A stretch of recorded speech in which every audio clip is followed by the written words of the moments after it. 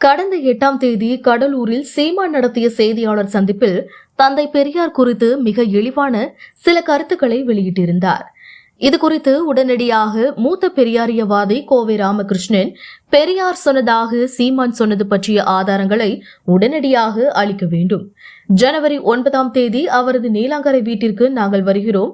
அப்போது அவர் உடனடியாக ஆதாரத்தை அளிக்க வேண்டும், இல்லையென்றால் மன்னிப்பு கேட்க வேண்டும் என்று வீடியோ வெளியிட்டார். இதற்கு பிறகுதான் மற்ற பெரியார் இயக்கங்களும் ஏன் திமுக கூட இந்த விவகாரத்தை கையில் எடுத்தன. கோவை ராமகிருஷ்ணன் தலைமையில் நீலாங்கரையில் இருக்கும் சீமான் வீட்டிற்கு முற்றுகையிட சென்றபோது 200 மீட்டர் தொலைவிலேயே அவர்கள் தடுத்து நிறுத்தப்பட்டு கைது செய்யப்பட்டார்கள். அங்கே நடந்த கலைபரத்தில் கார் கண்ணாடிகள் உடைக்கப்பட்டன.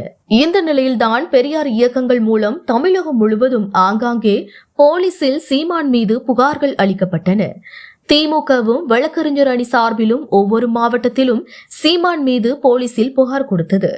இந்த அடிப்படையில் சீமான் மீது 2 முதல் 5 பிரிவுகள் வரை வழக்கு பதிவு செய்யப்பட்டது. ஜாமீனில் வெளிவரக்கூடிய 192, ஜாமீனில் வெளிவர முடியாத 353 உள்ளிட்ட பிரிவுகளில் சீமான் மீது வழக்கு பதிவு செய்யப்பட்டது. இதில் ஜாமீனில் வெளிவர முடியாத 353வது பிரிவு என்ன சொல்கிறது என்றால், மதம், இனம், பிறந்த இடம், மொழி, சாதி அல்லது சமூகம் மற்றும் வேறு எந்த காரணத்தின் அடிப்படையிலும் சமூகங்களுக்கிடையே பகைமை வெறுப்பு உணர்வுகளை தோற்றுவிக்கும் அல்லது ஊக்குவிக்கும் நோக்கத்துடன் மின்னணு ஊடகங்கள் மூலம் தவறான தகவல்கள், வதந்திகள், ஆபத்தான செய்திகளை கொண்ட அறிக்கைகளை வெளியிடுவது, பரப்புவது ஆகிய குற்றங்கள் இந்த பிரிவின் கீழ் வருகின்றன. இதன்படி இந்த குற்றத்தில் ஈடுபட்டதாக நிரூபிக்கப்படுபவருக்கு 3 ஆண்டுகள் வரை சிறை தண்டனை மற்றும் அபராதம் அல்லது இரண்டும் சேர்த்து விதிக்கப்படும். இந்த பிரிவின் கீழ்தான் தமிழகம் முழுவதும் சீமான் மீது வழக்கு பதிவு செய்யப்பட்டிருக்கிறது. இதற்கிடையே திராவிடர் கழக தலைவர் கே வீரமணி தொடங்கி மூத்த பெரியாரியவாதிகள் பலரும் தமிழக முதல்வர் ஸ்டாலினை தொடர்பு கொண்டு தங்களது வருத்தத்தை தெரிவித்திருக்கிறார்கள். திராவிட மாடல் அரசாங்கம் என்று நாம் பெருமையாக சொல்லிக் கொள்கிறோம். ஆனால் பெரியாரை இந்த அளவுக்கு இழிவாக தொடர்ந்து பேசி வருகிற சீமான் மீது கடுமையான சட்ட நடவடிக்கை எடுக்கப்பட வேண்டும் என்பதுதான் அவர்களுடைய கோரிக்கை. திமுக பொதுச் செயலாளர் துரைமுருகன் இதற்கு பதிலளிக்கும் வகையில் சட்டம் தனது கடமையை செய்யும் என்ற ஒரு குறிப்பையும் அளித்தார்.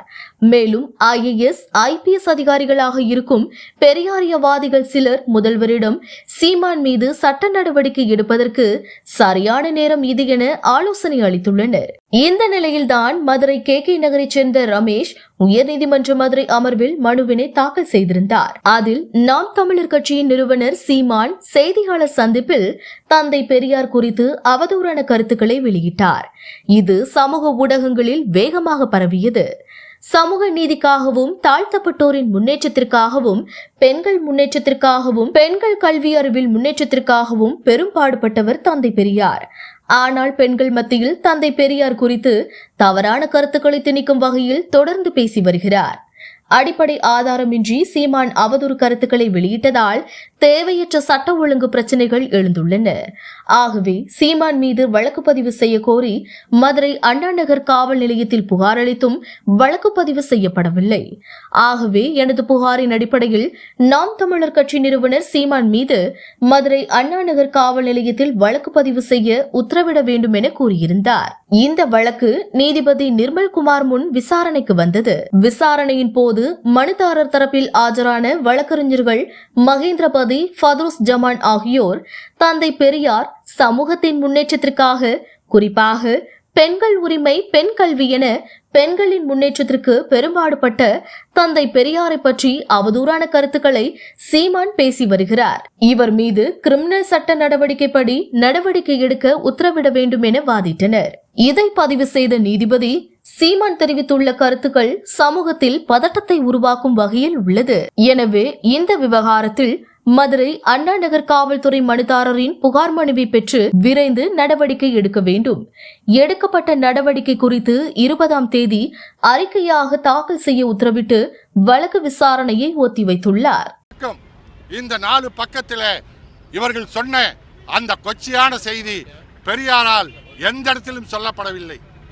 ஆனால் இப்படி அபாண்டமான பொய்யை சீமான் பரப்பி வருகின்றார். இப்படி ஏற்கனவே 1973ஆம் ஆண்டு துக்ளக் ஒரு தவறான செய்தியை பரப்பியது. என்னென்று சொன்னால், பெரியார் அடுத்தவன் பொண்டாட்டியை பெண்டாட சொல்கின்றார், அடுத்தவன் மனைவியை பெண்டாள சொல்கின்றார் என்று துக்ளக் ஒரு செய்தியை போட்டது. எங்களுடைய மூத்த வழக்கறிஞர் துரைசாமி அவர்கள் உடனடியாக உயர்நீதிமன்றத்தில் வழக்கு தொடுத்தார். அந்த உயர்நீதிமன்றத்தில் துக்ளக் பத்திரிகை ஆசிரியர் மன்னிப்பு கேட்டார் அந்த செய்தியை போட்டதற்கு. அப்படி ஒரு நிலையை இப்போது இந்த சீமான் ஏற்படுத்தி இருக்கிறார். இப்படி தொடர்ந்து தவறான செய்திகளை பரப்பி வருகின்ற சீமான் இப்போது இங்கே பாண்டிச்சேரியில் இருப்பதாக அறிகிறோம். பாண்டிச்சேரியிலும் எங்களுடைய பெரியார் திராவிட கழக தோழர்கள் அவர் தங்கி இருக்கிற இடத்துல போய் கேட்க இருக்கின்றார்கள், செல்ல இருக்கின்றார்கள். எங்கு போனாலும் சீமானை ஆதாரம் தராமல் எந்த இடத்திலும் நுழைய விட மாட்டோம்.